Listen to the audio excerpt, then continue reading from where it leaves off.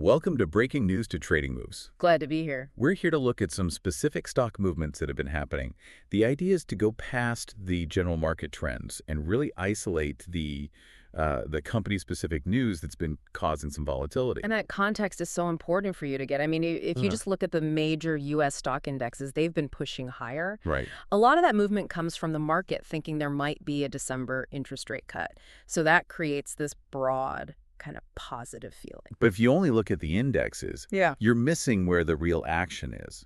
While the averages were up, you had certain stocks, maybe because of earnings or a deal, making these big swings. 10% or more in a day sometimes? Exactly. And that's all driven by micro events, not some big macro policy. That's what we're focused on, that divergence. You know, when the tide lifts all the boats a little, the stocks that really jump or sink are telling you a specific story about their business. So we've organized these stories into a few key areas. We're going to look at 3 categories of winners companies that saw some optimism. And then 3 categories of losers, the ones facing some headwinds. Let's start with the upside then, the winner's circle. And our first stop is, well, it's a move away from the big corporate planning and into the world of retail trading and speculation. A pretty active space right now. It is. We're talking about retail trading and prediction markets platforms. And the company leading this conversation is Robinhood, ticker HOOD. Right. They had an 11% surge. That's a pretty big jump for a company of that size. What was behind that? It was a very clear corporate expansion play. Robinhood made a deal to take control of the derivatives exchange LedgerX. Okay. But the real thing that got the market's attention was what this allows them to do next. Move deeper into prediction markets. Okay, so for anyone listening who might not be deep in financial engineering, let's break that down. What's LedgerX and why does getting it matter so much? So LedgerX is registered with the CFTC, the Commodity Futures Trading Commission. It deals in derivatives, specifically regulated crypto options and futures. Okay, so more complex products. Much more complex. For Robinhood, this is a big deal because it broadens what they can offer way beyond just buying stocks or basic crypto. It gets them into higher margin products. And who do those appeal to? The really active, more sophisticated trader. And that's exactly the kind of user who generates more revenue. So it brings in higher margin products now. But you said the real driver was the prediction markets idea. That sounds, well, it sounds a lot like regulated betting. How does that fit in with a brokerage? And that's exactly why the market got so excited. It's also why it's complex from a regulatory standpoint. Prediction markets let users place bets, essentially, on future events. Will this index close above a certain level next week? Will a political event happen? So it's event-driven trading.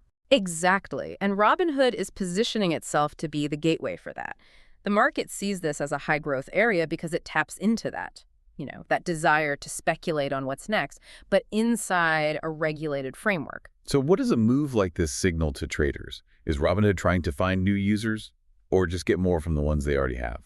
It's mostly the latter. Robinhood's main retail business has faced some challenges, with payment for order flow scrutiny and just the ups and downs of the crypto market. Right. So by moving into derivatives and prediction markets, they're making a strategic pivot. They're going toward areas with more volatility, more frequent engagement, and most importantly, much higher revenue potential per trade. An 11% stock jump definitely shows the market liked that pivot. It does. The market rewards a move toward growth, especially when the core business is under pressure. So it seems like this move by Robinhood, ticker HOOD, kind of validates the risk appetite out there among retail investors. Does that automatically lift up their competitors too? It does, because it proves there's demand. If Robinhood can show there's a big monetizable market for these regulated speculative products, then the market starts looking at other brokerages and asking, when are you going to offer something similar? Exactly. It signals that this kind of speculative trading is a viable, growing profit center. So who else gets a boost from this? The good feeling extends to platforms that already serve those active, sophisticated traders. Interactive Brokers Group, ticker IBKR, is a perfect example. Because they're already in that space. They're already a huge global platform for derivatives and complex products. The Robinhood news just suggests that the total market for these products is getting bigger, which plays right into IBKR's existing strengths. What about the bigger, more traditional players? Someone like Charles Schwab. Charles Schwab, ticker SCHW, is a bit of a different case. They're massive and don't rely as much on pure trading revenue as the others. Right, they have a huge asset base. But the general optimism around retail trading still helps them. They might not jump into prediction markets tomorrow, but the feeling that the retail crowd is active and engaged is good for all the major brokerage houses. So the theme here is that the market is rewarding these visible moves into higher growth speculative areas. That's the takeaway. All right, that brings us from the world of retail trading to something a bit more concrete. We're talking about the multi-billion-dollar demand for AI infrastructure. The big story here is about Dell Technologies. Ticker DELL. Yes. And Dell's stock move was all about their outlook. An extremely strong revision to their outlook. They raised their full-year sales and profit forecast. That always gets attention. But the reason for the revision was what really mattered. And it's pretty straightforward. Very. Exceptionally strong demand for AI servers. And Dell gave a very specific number that really seemed to get people's attention. Can you share that metric again? Yeah, the clarity of the number was what made it so powerful. Dell reported that they've received more than $12 billion in AI server orders just this year. $12 billion. And that's not a forecast. That's the key. It's not a projection. It represents firm orders that are being booked and fulfilled right now. $12 billion in AI server orders is a massive figure. But why is a hard number like that so much more powerful than just a competitor saying, oh, AI demand is strong? Because it's measurable, immediate proof of spending. For the past year, we've heard nonstop talk about how transformative AI is, but capital markets want to see the proof. They want to see the revenue. And Dell is an integrator, a system builder. Right. So when they book a $12 billion order book, it confirms that big companies, governments, even smaller cloud providers, not just the huge hyperscalers, are committing massive amounts of money to build out their own AI capabilities. So it moves AI spending from a hypothetical future thing to a concrete, ongoing expenditure happening right now. And this seems to push back on concerns that maybe AI spending was hitting a plateau after that initial frenzy. Precisely. This data point shows that spending on AI infrastructure is still accelerating. It's still ramping up.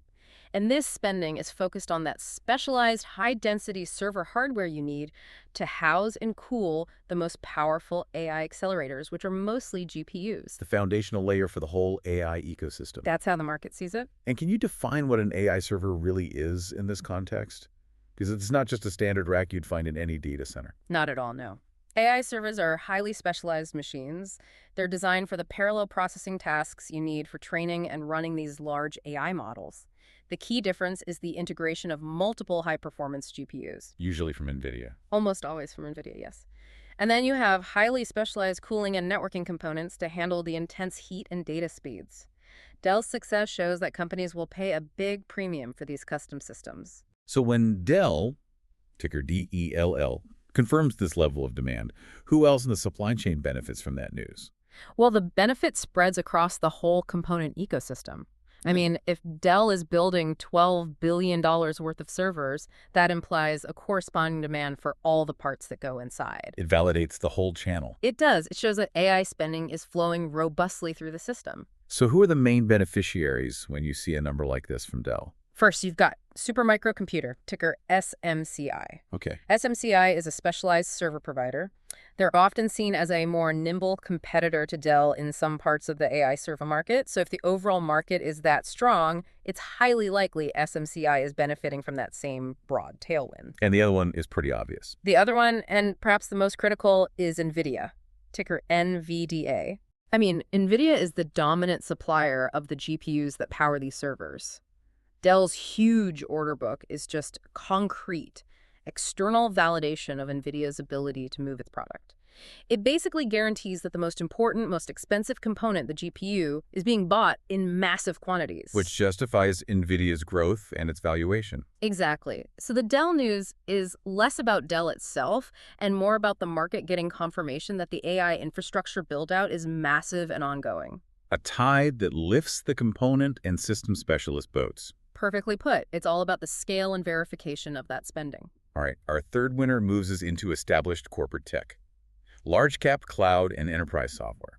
The focus here is on Oracle, ticker ORCL. Right. Oracle saw about a 4% rebound. This felt different, though. Less like breaking news and more like a market reevaluation. That's a sharp way to put it. Oracle's move was what you'd call a classic relief rally. It came after some analysis argued that the recent sell-off in the stock was just overdone. When a big established name like Oracle sells off without any bad earnings news, what's the usual story that pushes it down? What were people reacting against? There are usually two main things that put pressure on these established platforms. First, just general valuation concerns. When the market pulls back, high multiple stocks get hit harder, even if they're profitable. People start questioning if the PE ratio is justified. And the second thing? The second is what you could call general AI anxiety.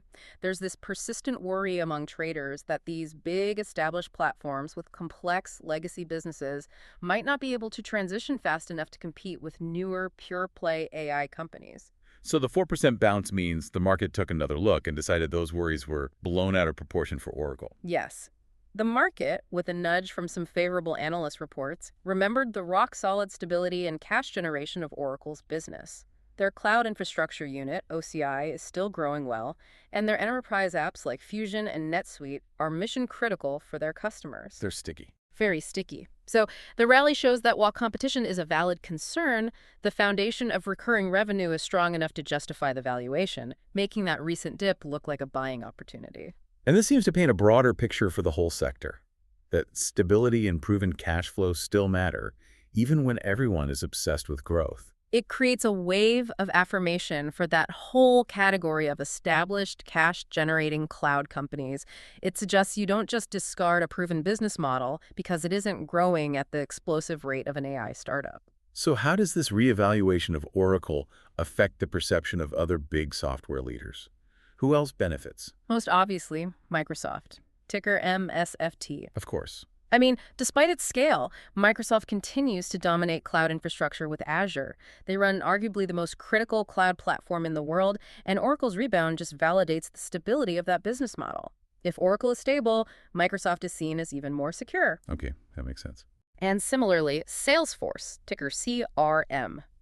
As a leader in customer relationship management, they often benefit from this kind of optimism. While they face their own pressures, the Oracle rally affirms the belief that the big enterprise move to the cloud still has a long way to go. Justifying the high revenues for companies that dominate their specific verticals. That's it. So the story for the winner's circle is all about specific confirmation. Confirmation of an appetite for speculation with Robinhood. Confirmation of massive AI spending with Dell. And confirmation of the underlying stability in enterprise giants like Oracle. It's about verifying growth. It is. So now let's flip the script and look at the losers list. And here, the story is the complete inverse. The market punishing any sign of uncertainty or caution. We'll start the downside by going back to enterprise software, but this time HR and workforce management. The headliner here is Workday, ticker WDAAY. Workday saw a drop of nearly 8%, making it the worst performer in the S&P 500 on that particular day. It's a very strong negative reaction.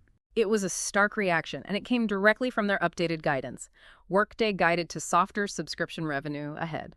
And for a software as a service, or SaaS, business subscription revenue is everything. It's the lifeblood. It's the annual recurring revenue, or ARR, that investors prize for its stability. Any hint of softness there suggests a weakness at the very core of the business model. And Workday was pretty specific of where that softness was coming from. They flagged two areas of concern. They did, and that specificity is what spooked the whole sector. First, they mentioned weaker demand from the education sector. Education budgets can be volatile, tied to state funding cycles. And the second one was more critical. Much more. They flagged cautious corporate clients across the board. That's the phrase that signals broader economic anxiety. What does that mean in practice? It means corporate decision makers are delaying purchases of new modules, they're slowing down big implementation projects, or they're just demanding better prices before they commit to a big multi-year HR system upgrade. Let's focus on that cautious corporate clients point. What does that caution tell you about their IT budgets in general? It suggests a slowing of what's called operational expenditure, or OpEx.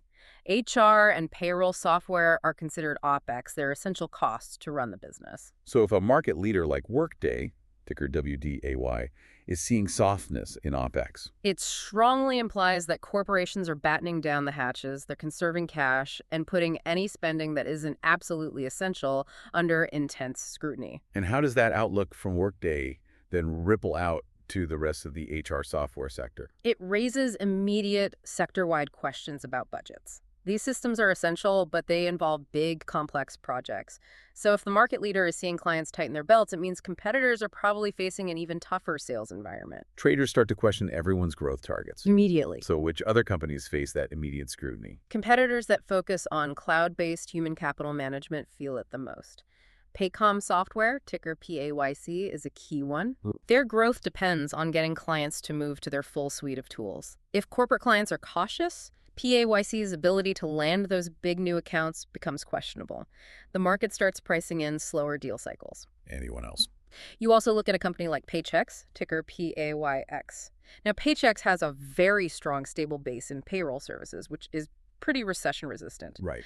But their growth depends on cross-selling more complex HR and benefit services. The cautious tone from Workday suggests that upselling effort is about to get a lot harder. So the core concern is that the growth phase of software adoption is slowing down because of this widespread corporate reluctance to spend. That's the heart of it. All right, moving away from software, let's turn to a cyclical industrial giant. We're talking about agricultural and construction machinery with a focus on Deere, ticker DE. A classic bellwether for the industrial and agricultural economy. And Deere slid about 6% after issuing a warning about prolonged difficulties ahead. A 6% slide on a single warning is a very clear sign that the news confirmed investors' worst fears about how long this cycle would last. What were the specific factors Deere warned about that had the investment community so worried? They laid out a dual pressure point. First, a continuation of a tough operating environment for farmers. Which is tied to commodity prices. Directly. When prices for crops like corn and soybeans fall, farmer income goes down, and so does their willingness to buy expensive new equipment. It's a fundamental demand problem. And the second pressure point. Second, they highlighted persistent tariff pressure on their margins. Deere is a global company, so trade policies and tariffs impact the cost of their components and the cost of selling their machines across borders. This squeezes their profitability. And the really critical part here seems to be the timeline. They said this could extend into next year. That's why the market reacted so strongly. This isn't just a one-quarter blip or an inventory issue. It signals the expectation of a multi-year trough in the agricultural equipment cycle. Farmers just hold off on replacing big-ticket items like tractors and combines. They do. The sales cycle can stretch out for a long time until farm economics improve. So when a market leader like Deere, ticker DE, signals this kind of prolonged difficulty, what does that tell investors about the whole farm and heavy machinery sector? It acts as a major red flag for the entire complex. Deere is so dominant that their challenges aren't unique to them. They reflect the reality for every manufacturer and supplier in that space. It confirms the sector is in a downturn that's likely to stick around. So which specific companies get hit by that negative sentiment? Companies that make similar equipment are immediately affected. AGCO, ticker AGCO, is heavily focused on agricultural machinery, so they're highly susceptible to the same pressures that Deere mentioned. Makes sense. You also look at CNH Industrial, ticker CNHI. They make equipment for both agriculture with brands like Case IH and construction. While construction offers some diversification, their ag segment is facing the exact same headwinds. So investors punish those stocks based on the expectation of tightening margins and lower sales across the whole industrial cycle. That's right. It just shows how external forces like commodity cycles and trade policy can completely override anything a company is doing internally in these cyclical industries. Our final category on the losers list connects back to the cautious tone set by Workday. We're talking about the impact on high-growth enterprise SaaS companies, specifically those tied to large IT projects. This is a classic example of market anxiety spreading from one software vertical to another. The market isn't treating all enterprise software the same. Right, it's distinguishing between different spending priorities. Exactly. So we start with the idea that Workday's warning about corporate spending is becoming a widespread reality. If companies are hesitant to spend on essential HR software, how does that affect companies that sell these huge multi-million-dollar digital transformation projects? This gets into the difference between OpEx and CapEx in an IT budget. Operational expenditure versus capital expenditure. Right. OpEx is the necessary day-to-day software costs. Your payroll, your basic subscriptions, that's what Workday provides. CapEx, on the other hand, involves massive discretionary long-term investments like migrating all your data to a new cloud warehouse. And when the OpEx budget gets tight. When clients get cautious, as Workday said, The first thing they do is scrutinize those OpEx subscriptions. But if that caution continues, the next and biggest target for cuts or delays is discretionary CapEx. Those big digital transformation projects. Exactly. They're expensive, they take a long time, and you can postpone them without the business immediately failing. So the concern is that these projects will face slower deal cycles or more pricing pressure. It's both. Closing a multi-million-dollar contract takes longer when the CFO is nervous, and those nervous clients will demand steeper discounts. Both of those things slow down growth, which is exactly what investors are paying a premium for with these high-growth stocks. In other words, if a company is worried about paying for its basic HR software, they're definitely to think twice about starting a huge project to move all their data to the cloud. Precisely. This dynamic hits companies that depend on rapid, large-scale software adoption the hardest. The market's anxiety is that a CapEx slowdown will hit their revenue projections hard. So which specific high-growth names are most susceptible to this? You see the fear affect the next generation of infrastructure platforms. Snowflake, ticker SNOW, is a good example. The cloud data warehouse company. Right. They're highly reliant on big, evolving IT budgets. If clients slow down their migration to Snowflake, or even worse, if existing clients start reducing their data usage to save money, Snowflake's revenue growth suffers immediately. And what about in the database space? Similarly, you have MongoDB, ticker MDB. It's a popular database platform built on the idea that companies will commit to large-scale modernization efforts. That migration away from legacy systems is a big CapEx decision. Any hint that companies are delaying those projects hits MDB's growth story. And finally, what about a security player in all of this? Zscaler, ticker ZS, often gets grouped in here. Their platform is tied to major cloud security transformations, what's often called a SASE transition. Secure Access Service Edge. Exactly. These are massive, multi-year deployments tied to the overall digital transformation budget. So if CFOs are hesitant, the deal velocity for big SASE projects slows down, putting pressure on ZS. So to sum up the losers list, the market punished companies facing clear softness in operational spending like Workday, prolonged cyclical trouble like Deere, and then the high-growth companies that rely on discretionary capital spending that's most vulnerable to budget cuts. That's the story on the downside. That wraps up our detailed look at these recent market movements. It's really something to see such different reactions in the market, even while the broader indexes are doing okay. The key takeaway here is the market's sharp ability to differentiate between verifiable, immediate success and any hint of future uncertainty. We saw capital flow to companies that showed measurable, concrete success in the two most rewarding areas of the market right now. That included the strategic expansion into high-engagement speculative products, which we saw with Robinhood, ticker HOOD. And it included the tangible validation of that massive AI capital spending, which was evidenced by Dell, ticker DELL, confirming $12 billion in firm orders. That's growth that's happening now. And on the flip side, capital was pulled quickly from any company that signaled a contraction in traditional corporate spending. Workday, ticker WDAY, got hit immediately for caution in OpEx. Which then filtered out to the most vulnerable, CapEx-dependent, high-growth companies. And that cautionary trend was made even worse in sectors that are facing these entrenched multi-year macro pressures, confirmed by Deere, ticker DEA. Exactly. So for you, our listener watching the market right now, what's the final takeaway? It's crucial to recognize the investment priorities that are driving trading today. This market behavior highlights this widening gap between companies that are securing high-dollar AI infrastructure orders and those struggling to get basic subscription renewals from cautious corporate clients. So the market is aggressively sorting winners from losers based on that one key theme. It is. It's sorting them based on verifiable participation in the AI build-out versus those who are dealing with the immediate reality of tightened corporate spending.